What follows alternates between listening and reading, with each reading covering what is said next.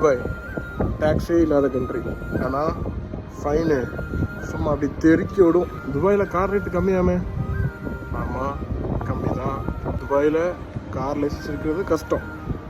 ஆனால் அதை விட கஷ்டம் இங்கே ஒரு காரை வாங்கி ஃபைனே இல்லாமல் மெயின்டைன் பண்ணுறது தான் கஷ்டம். துபாயில் கார் லைசன்ஸு ரொம்ப முக்கியம். எப்படின்னா உங்களுக்கு அது ஒரு டிகிரி சர்டிஃபிகேட் மாதிரிங்க.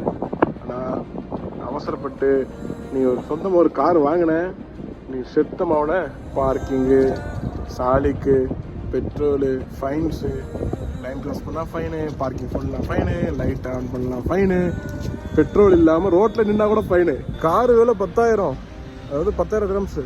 ஆனால் வாங்கின fine 2,000 grams. Mistakes will happen. தப்பு எல்லாருக்கும் நடக்கும். ஆனால் அடிக்கடி நடக்காமல் பார்த்துக்கோங்க.